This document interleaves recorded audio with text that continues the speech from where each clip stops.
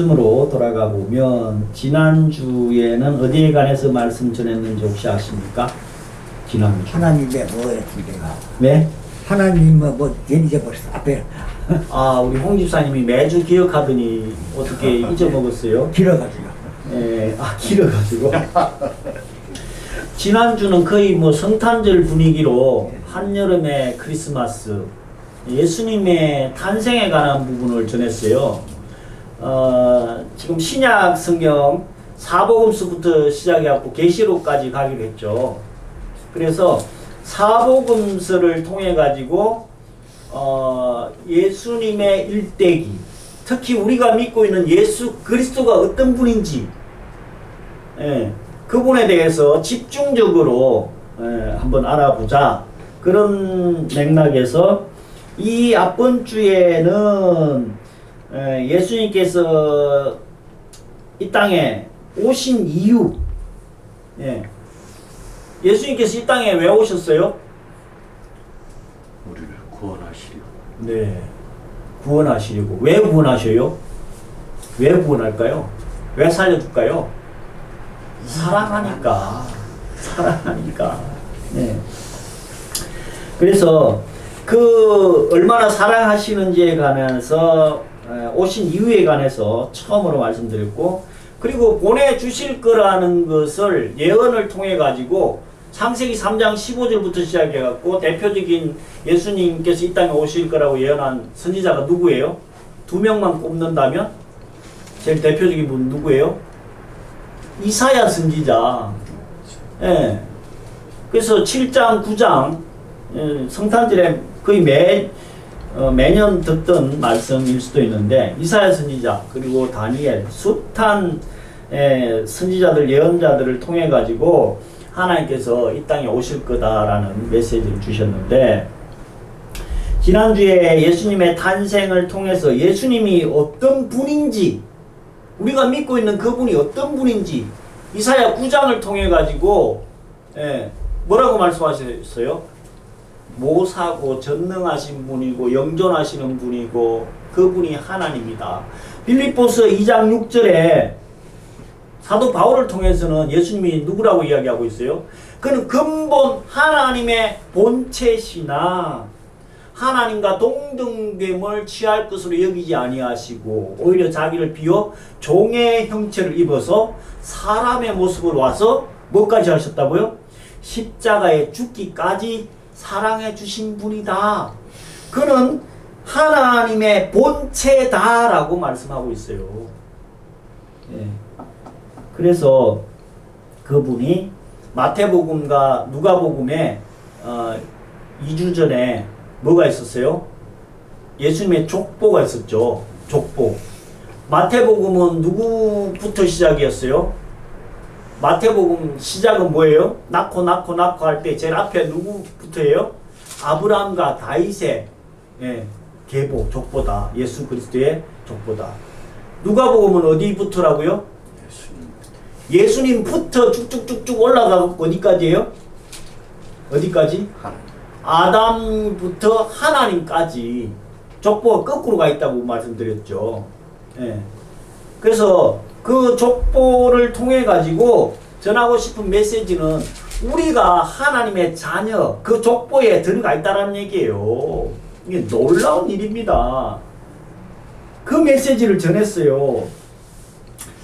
그래서 오늘은 이제 예수님께서 본격적으로 공생애를 시작하기에 앞서서 어떤 일을 하셨는지에 관해서 말씀을 전하려고 하는데, 예수님의 공생애 이전에 어떤 일이 있었냐면 예수님의 어린 시절이 있었어요. 그렇지 않아요? 예수님도 탄생도 중요하지만 어린 시절이 있었어요. 이 어린 시절은 너무 기록이 짧아. 누가복음 2장 41절부터 52절까지 예수님께서 12살 되던 때에 6월절이 돼가지고 성전에 올라가서 예배하러 갔다가 잃어버렸어. 2박 3일 동안 잃어버렸어요. 부모가 잃어버렸어요. 그래서 막 찾던 내용, 그 내용 아주 어릴 때 잠깐 기록되어 있는데 12살. 왜 12살 때 기록만 잠깐 있을까요? 예. 뭐 많은 이유가 있겠지만 이스라엘의 성인으로 인정하는 성인식이 몇 살에 하는지 아세요?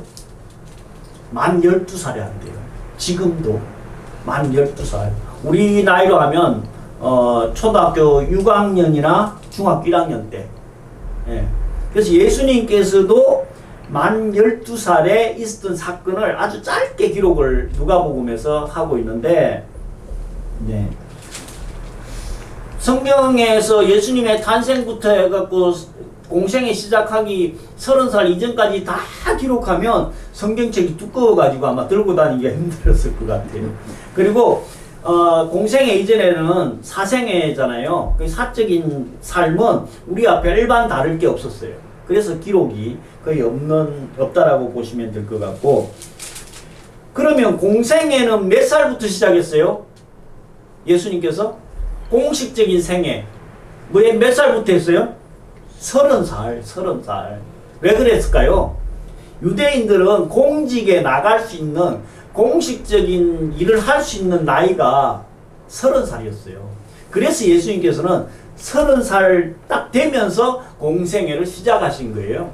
그래서 공생애 시작할 때에 오늘 마태복음 4장, 누가복음 4장에 기록되어 있는 내용을 수행한 이후 뭘 수행했어요? 공생애 시작하면서 예수님께서 강야로 나가가지고 뭘 하셨다고요? 40일 동안 금식하며 기도한 거예요. 예. 그래서 공생애 시작 전에 예수님은 기도로, 말씀으로 성령 충만해서 누가복음 4장 1절에 보면요, 뭐라고 기록되어 있냐면 예수께서 성령의 충만함을 입어 요단강에서 돌아오사 광야에서 40일 동안 성령에 이끌리시며 라고 기록하고 있어요. 우리 오임사님 더우세요? 그럼 앞에는 요 앞동네는 엄청 시원해요. 예, 더 더우면 앞에 오셔도 관계없어요. 그래서 우리는 참 좋은 교회예요. 앞에는 더위 타는 분은 앞에, 추위 타는 분은 좀 더운 뒤에, 예, 그렇게 앉아요. 진짜 온도가 달라요. 이 바람이 그 바깥으로 잘 안 나가요. 막 칸막이가 있어가지고. 다음 주 참 좋았어요. 네, 제가 더위를 많이 타서. 이 예수님께서 공생애 시작할 때에 시험 받으신 내용을 저는 이제 에어컨이 오니까 원래 바람이 이제 그리 가야 시원해져요. 뒷동네도 좀 시원해져요. 예수님의 족보가 어디 기록되어 있다고요? 사복음서 중에? 마태복음하고 누가복음에 족보가 기록되어 있어요. 오늘 예수님께서 시험 당하신 사건도 똑같이 마태복음하고 누가복음에만 2번 기록하고 있어요. 그래서 예수님께서 40일 금식한 이후에 사단이 예수님을 시험합니다. 그 첫 번째 시험이 뭐예요? 첫 번째 시험이 뭐예요? 네가 하나님의 아들이거든 이 돌들로 떡덩이가 되게 하라. 예. 40일 금식한 이후에 얼마나 배가 고팠겠어요. 금식 우리 오세복 안수집사님 며칠 해보셨어요? 3일? 아하, 그렇구나. 우리 홍미순 집사님 금식 해본 적 있어요? 없어요. 저하고 비슷하네요. 배고픈 거 잘 못 참으시는군요. 우리 김순자 근사님은 꽤 오래 해보셨을 것 같은데. 일주일. 저도 오래 했어요. 홍 집사님 오래 했어요? 예, 근데 나는 그때 쓰러져 있으니까 모르지. 병원에 누워가지고 40일 했다 그랬나요?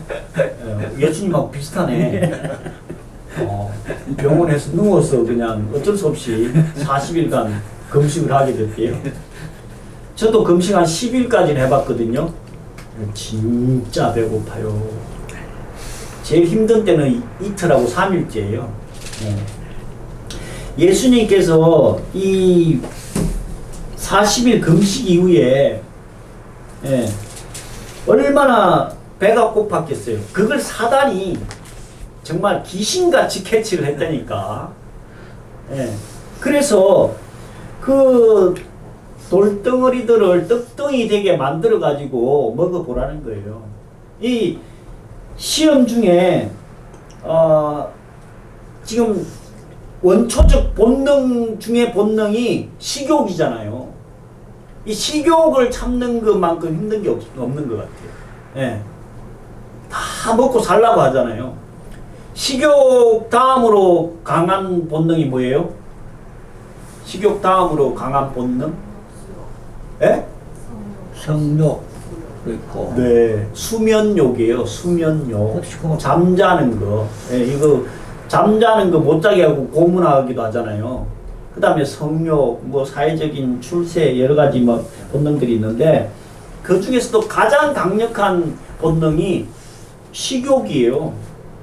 그래서 사단이 제일 먼저 예수님에게 시험한 내용이 육체적인 시험인데 돌덩이가 떡이 되게 해보라는 거예요. 그때 뭘로 이겼어요?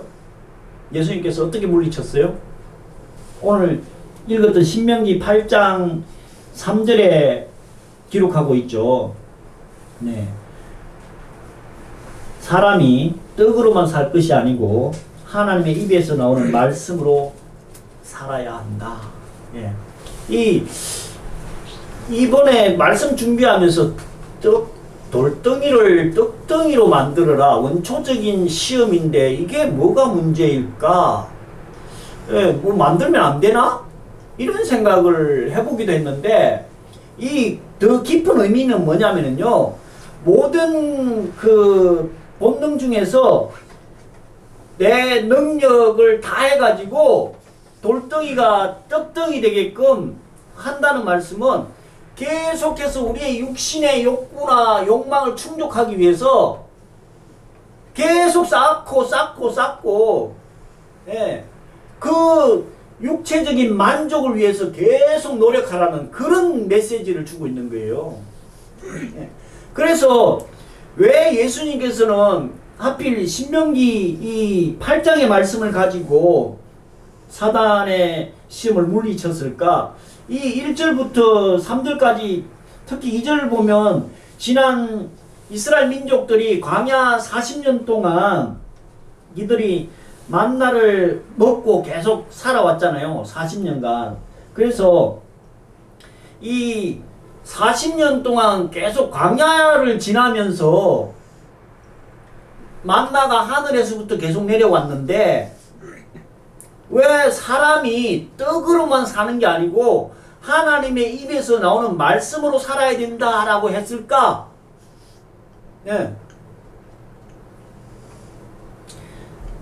지금 신명기 상황은 이스라엘 민족들이 출애굽해가지고 가나안 땅까지 가고 있는 여정이거든요. 그리고 광야라고 하거든요. 광야는 밥만 먹는다고 만나만 먹는다고 살 수 있는 그런 장소가 아니라는 거예요. 우리 인생길을 뭘로 비유해요? 광야길에 비유하잖아요. 광야와 같은 삶을 살아가고 있는 우리 인생길이라고 비유를 하고 있는데 우리가 맨날 밥만 먹는다고 사는 존재가 아니라는 거예요.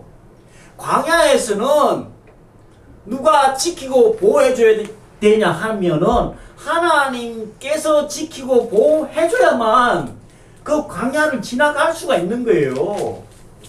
그래서 예수님께서 사단이 돌덩이를 떡덩이 되게 하라고 했을 때에 우리 인생은 떡만 갖고 사는 존재가 아니야.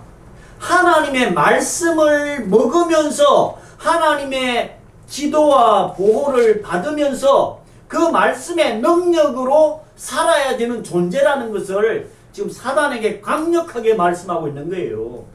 그러면서 우리에게도 동일하게 우리 인생들은 밥만 먹고 사는 존재가 아니다. 하나님의 말씀을 먹고 살아야 되는 존재다. 그 이야기를 하고 있는 거예요. 두 번째 시험은 뭐였어요? 성전, 이제 예루살렘, 처음에는 광야로 갔다가 이제 예루살렘 성전 꼭대기로 올라갑니다. 예. 그러면서 뛰어내려 보라는 거예요.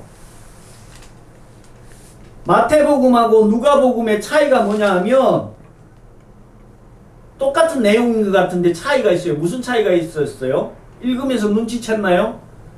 마태복음에 지금 성전 꼭대기 뛰어내려라는 이 두 번째 시험이 누가복음에서는 세 번째에 있어요. 네.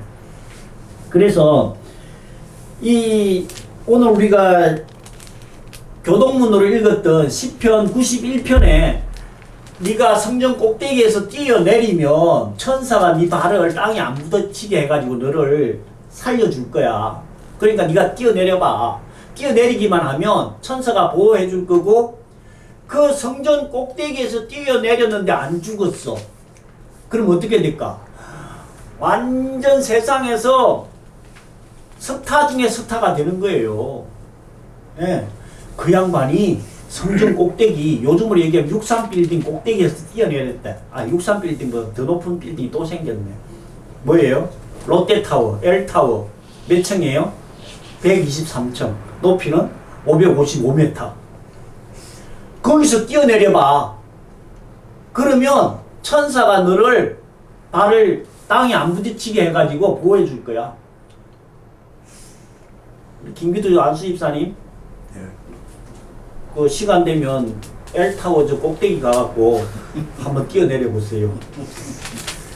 안 죽었다.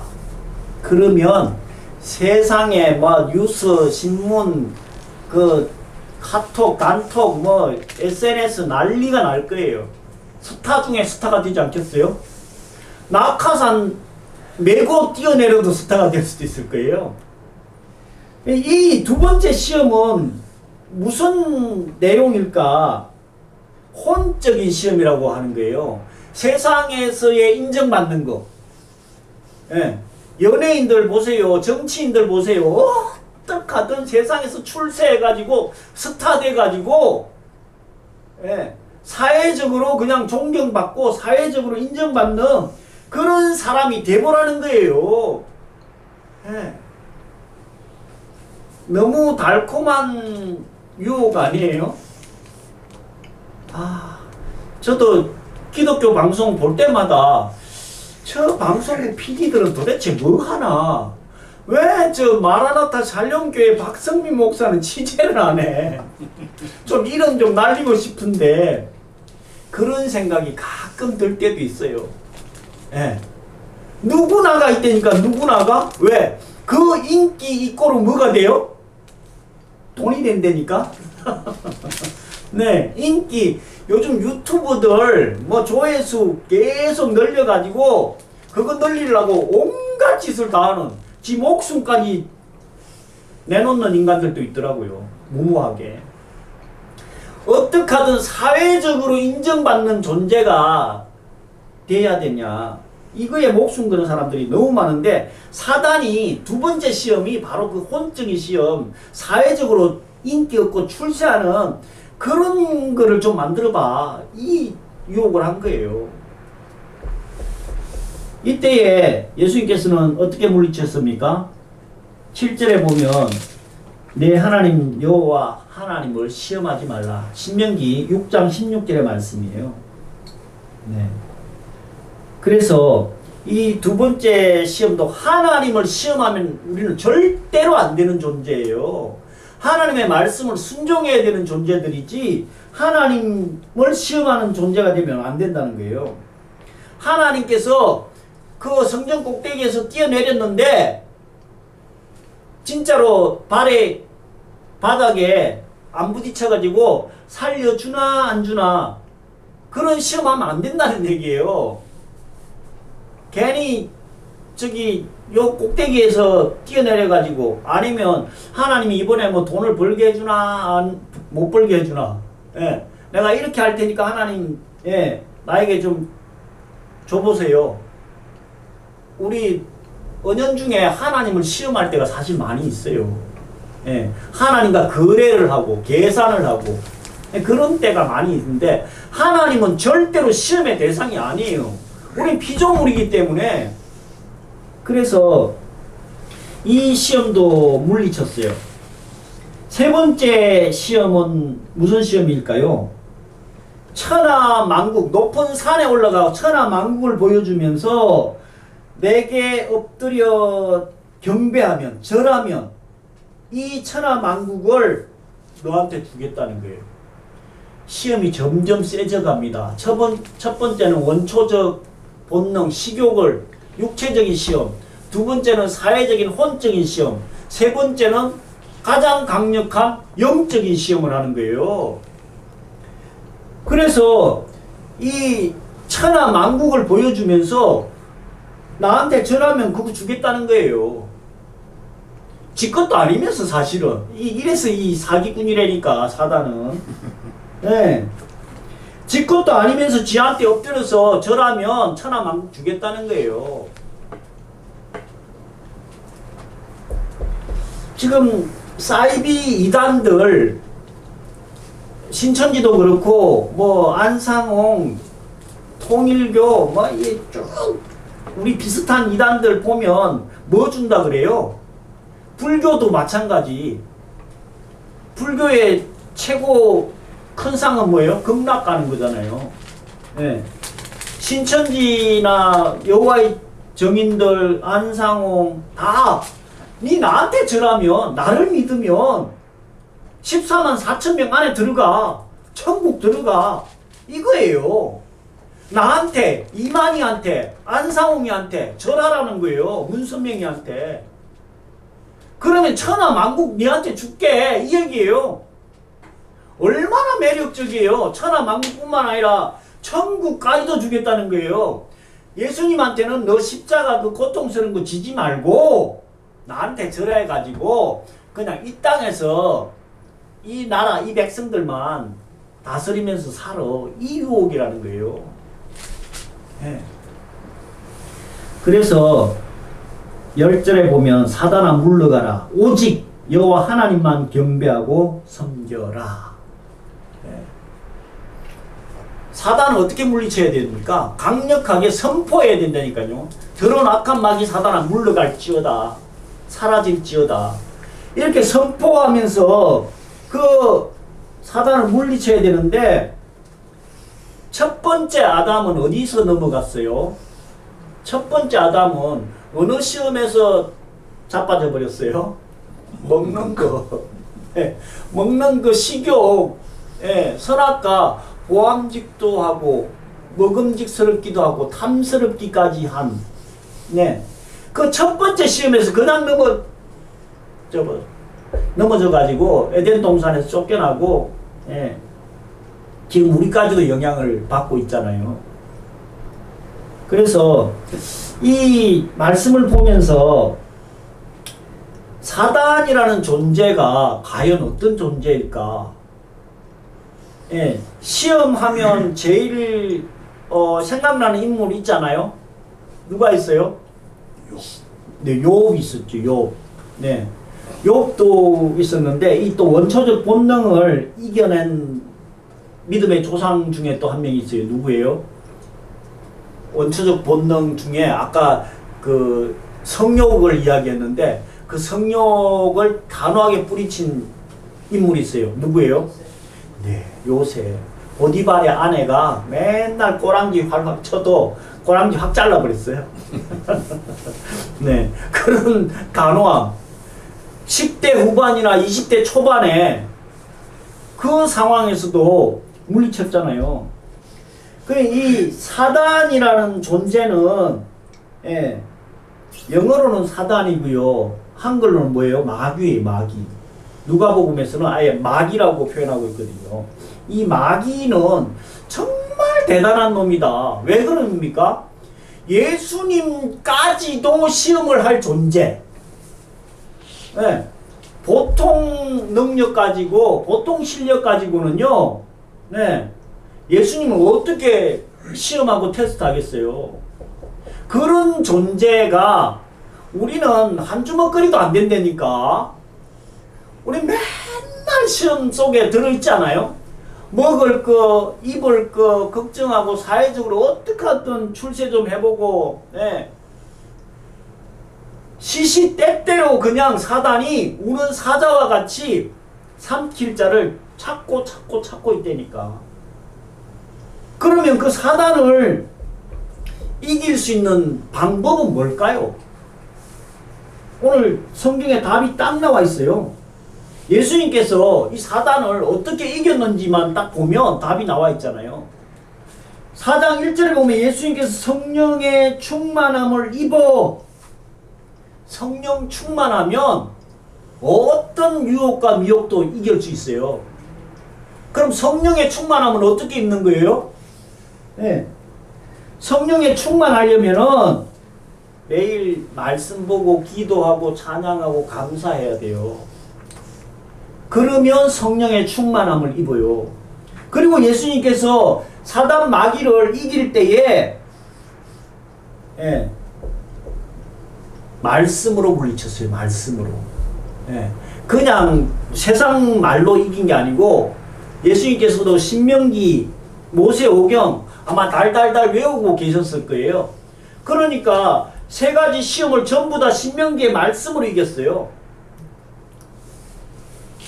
똑같은 시험에 1차에 바로 나가 떨어진 아담과 하와는요, 창세기 3장, 1장, 2장, 3장까지에 뭐가 없느냐면요, 아담과 하와는 기도하고 예배했다라는 내용이 없어요.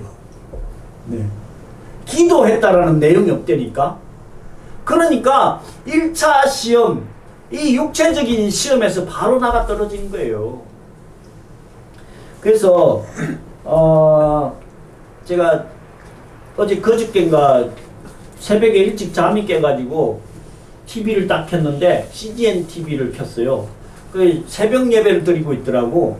거기에 젊은 목사가 그 설교를 하는데 너무 은혜가 되는 거예요. 기도 없는 열정과 열심은 오래 못 간다. 그 단어가 그 새벽에 저를 정신 번쩍 나게 하더라고요. 기도 없는 열정과 열심은 금방 사그러진다는 거예요. 그러면서 본인이 그 온누리교회에서 그분이 저 지구촌 교회 부목사였는데 15년 동안 그 사역을 해오면서 열심으로 열정으로 막 일하는 분들 교회에 너무 많대요. 그렇잖아요, 큰 교회는. 근데 기도가 없는 분들은 5년 이상 넘어가는 사람을 한 명도 못 봤대요. 처음에 반짝 열심히 하다가 기도 안 하는 사람들은요, 핫바지 방구 새듯이 요런 단어를 쓰면 되나? 네. 여름 핫바지 방구 새듯이 어디로 갔는지 사라져버린대요. 네. 왜요? 기도가 없이 본인의 그냥 열심으로 열정으로만 하다 보니까 금방 시험 들어가지고요, 넘어지고 자빠지고 떠나버린다는 거예요. 저에게 주는 말씀 같아가지고요, 정신이 진짜 번쩍 났어요. 예수님께서 사단의 이 세 가지 영육혼에 관한 시험을 이길 수 있었던 방법은 40일 동안 성령 충만해가지고 40일 동안 뭐 했겠어요? 계속 기도하고 말씀 보고 찬양하고 감사하고 이렇게 하다 보니까 사단이 어떤 놈이 덤벼도 말씀으로 기도로 완전히 물리쳐 버린 거예요. 우리 살다 보면 이제 매일매일 순간순간 시험 아니에요? 예. 특히 첫 번째 유혹이 얼마나 심해요. 먹고 살아야지, 돈 벌어야지. 그게 최고야. 야, 세상은 돈이 최고니까 돌덩이로 떡덩이 만들면서 사는 게 우리 인생이야. 거기에 그냥 짓눌려갖고 떠밀려가지고 숨쉬기도 힘든 삶을 살아가는 우리의 모습을 발견합니다. 우리는 사단의 유혹은 뭘로 물리쳐야 될까요? 세 번째, 예수님께서 말씀한 것 같이 사단아 물러가라, 오직 여호와 하나님만 경배하고 섬겨라. 선포 기도, 명령 기도라 그래요. 그런 마음이 들면 저도 그런 생각이 들 때가 많거든요. 지나다 보면 요즘 여름은 거의 다 갔지만 예쁜 아가씨들이 막 핫팬츠 입고 나시 입고 막 지나가면 눈이 씩 들어가. 그럼 어떻게 해야 돼요? 아직도? 눈이 슬퍼지는. 야 보이잖아 그래도. 아니 눈이 즐거워지죠. 아 눈이 즐거워요? 네.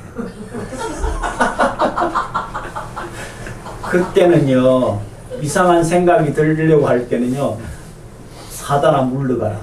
예. 그렇게 선포해야 된다니까. 참 젊으시다. 그거는 그냥 보면 돼요. 아 그건 그냥 보면 돼요? 예. 내 나이 대봐라. 네. 그런 식으로 우리에게 다가오는 사회적인 혼적인 시험, 영적인 시험 끊임이 없어요. 끊임이 없어요. 그때마다 우리는 세 번째 사단아 물러가라. 오직 여호와 하나님만 경배하고 섬겨라. 이 말씀 잘 기억해서 명령해서 선포해서 어떠한 환난과 어려운 시험 가운데서도 끝까지 승리하는 저와 여러분 되시기를 예수 그리스도로 간절히 축원드립니다. 아멘. 네.